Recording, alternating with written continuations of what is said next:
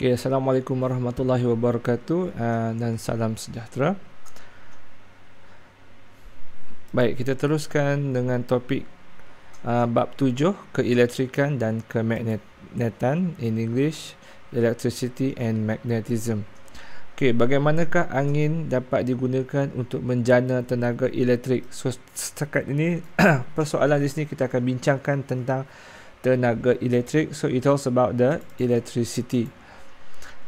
So we will find out, kita akan ambil tahu macam manakah tenaga diperlukan untuk menggerakkan kenderaan. So how energy is needed for vehicles to move? Okay, apakah yang menyebabkan kilat?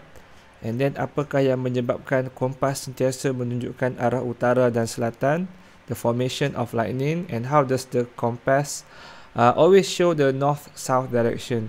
Itu persoalan dalam tajuk kita hari ini.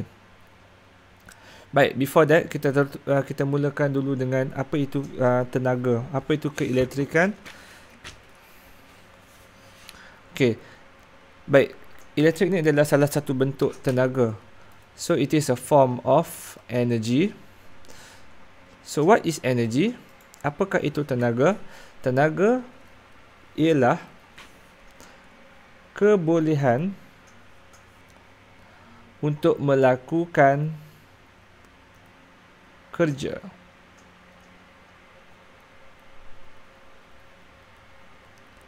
Okey.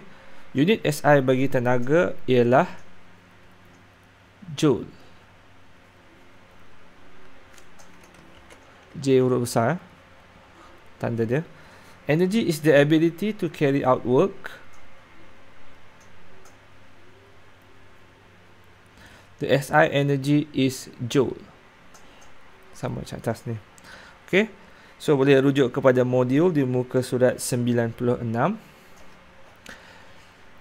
Modul page 96. Semua benda hidup memerlukan tenaga. So kenderaan yang bergerak, lampu yang menyala, okay, manusia bergerak, cahaya matahari, bagaimana kenderaan bergerak, okay, cahaya lampu, semuanya memerlukan tenaga. All of these activities needed energy. Perlukan tenaga.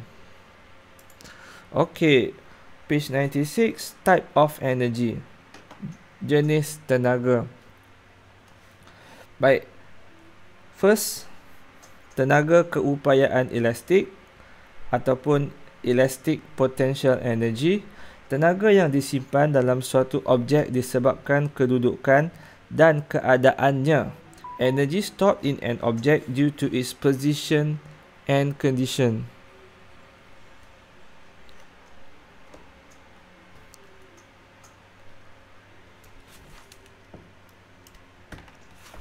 Okay.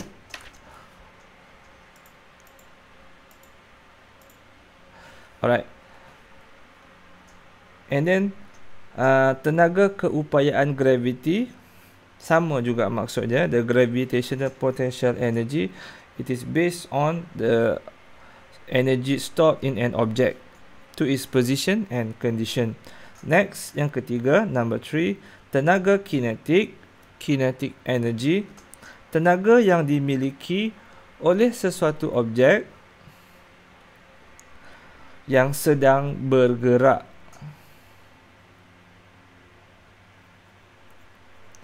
Okay, energy possessed by a moving object. Okay, yang seterusnya, tenaga haba, heat energy, suatu bentuk tenaga dalam suatu objek yang panas. A form of energy in a hot object. Okay, next one, tenaga cahaya, light energy, tenaga yang membolehkan kita melihat.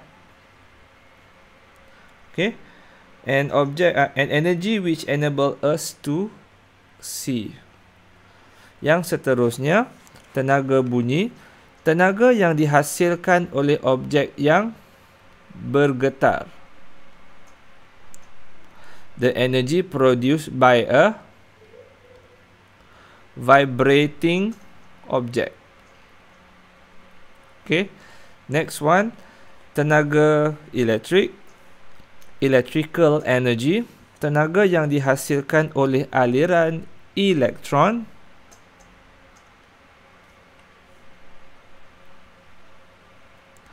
Okay, the energy produced by the flow of electron. Next one, tenaga kimia, chemical energy, tenaga yang tersimpan dalam sesuatu bahan. The energy stored in a substance. Okay, last one, tenaga nuklear, dibebaskan daripada tindak balas pembelahan atau pelakuran yang berlaku dalam nukleus. Atom. It is released from fission or fusion. Reaction which occur in atomic nucleus. Okay. Baik. So dekat sini kita boleh tengok pelbagai bentuk tenaga lah. So sumber-sumber tenaga. Okay. Kita ada sources of energy. So we have the sun, the wind, geothermal, wave, water, radioactive substance, fossil fuel and biomass. Catatkan dalam modul awak. Tuliskan dalam modul awak. Okay. Let's go to the next one. Okay, apakah itu charge elektrostatik? So sebelum kita belajar elektrik, kita kena faham dulu charge elektrostatik. Electrostatic charges. Okay. Nombor 1, lihat modul awak. Muka surat 98. Electrostatic adalah kajian charge elektrik statik, iaitu charge yang pegun.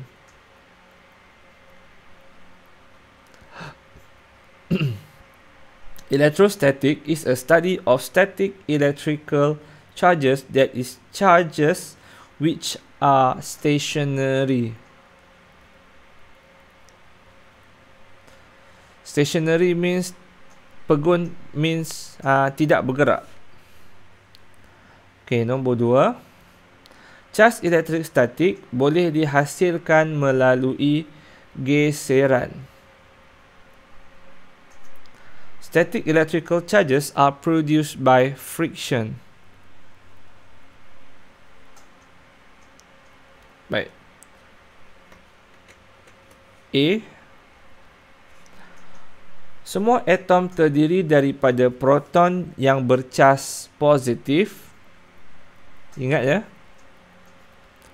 Semua proton bercas positif dan elektron yang bercas negatif.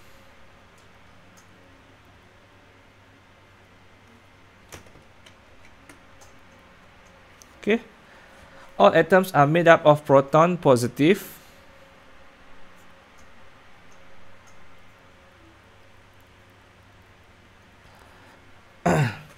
and electron negative charges. Okay, B. Apabila geseran berlaku antara dua jenis atom yang berlainan, elektron boleh berpindah. So kita boleh faham dekat sini, elektron ini dia boleh bergerak-gerak lah, boleh berpindah dari satu atom ke satu jenis atom yang lain seperti dalam rajah berikut. When friction happen between two different types of atom, electrons can transfer from one type of atom to another type of atom as shown in the following diagram. Baik, lihat dekat diagram dalam modul awak tahu, awak boleh faham. Okay, yang luar bahagian luar itu ialah elektron. So dia boleh pindahkan elektron dari atom A kepada atom B.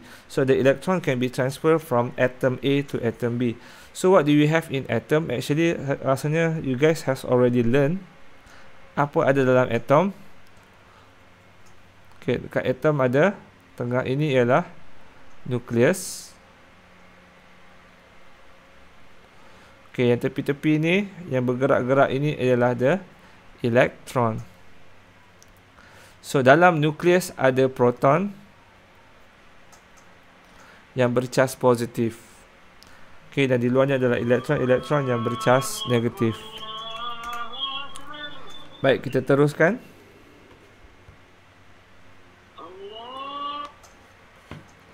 Baik, kita teruskan. 1 Roman. Atom A bercas positif kerana bilangan elektron di dalamnya menjadi kurang, manakala atom B bercas negatif kerana bilangan elektron di dalamnya bertambah. Atom A is positively charged because the amount of electron in it has reduced.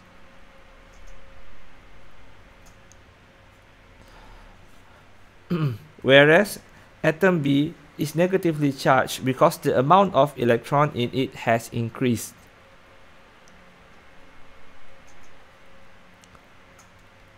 Okay, 2 Roman. Bahan neutral mempunyai jumlah cas positif proton dan cas negatif elektron yang sama. A neutral object contains same amount of positive charge protons and negative charges of electron. Okay, how do you find out the electrostatic charge? Kita gunakan kaedah electroscope. So we have this electroscope to show the existence of electric charges, untuk menunjukkan kehadiran adanya cas-cas elektrik. Number 3, electroscope digunakan untuk mengesan kewujudan cas elektrik pada sesuatu objek. Electroscope is used to detect the existence of electric charges.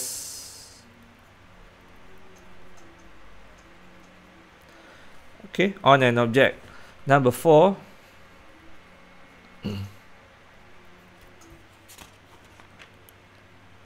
Number 4. Okay. So what happens in this electroscope? Apa yang berlaku dalam electroscope? Kalau ada cas,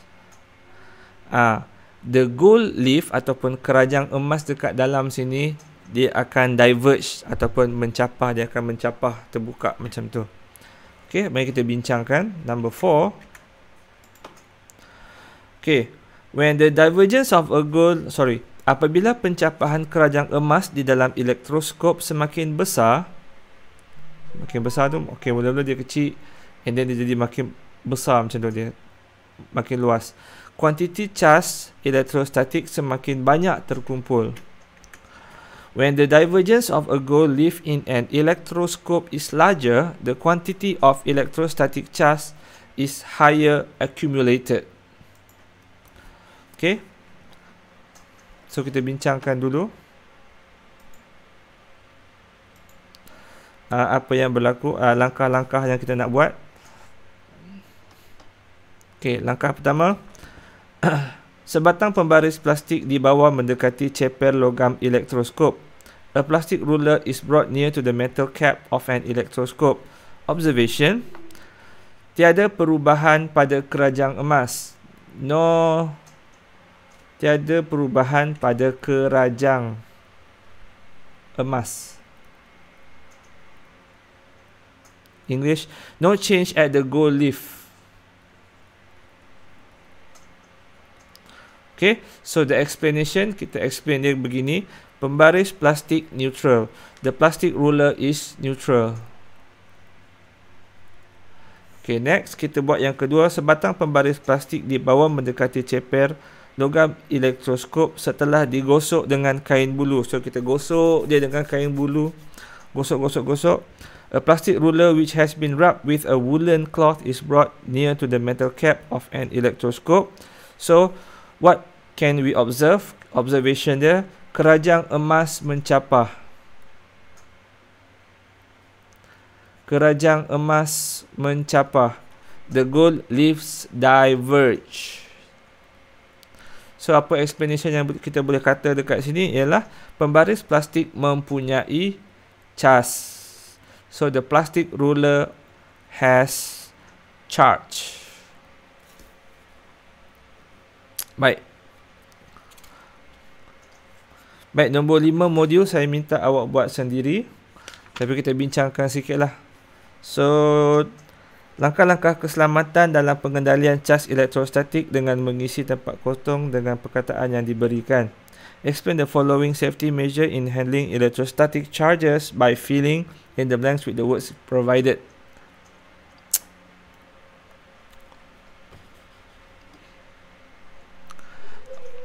Okay, yang ni awak boleh isi sendiri. So dekat dalam buku teks pun ada dah ceritakan example of electrostatic in our daily life. So untuk keselamatan rumah kita ada lightning conductor.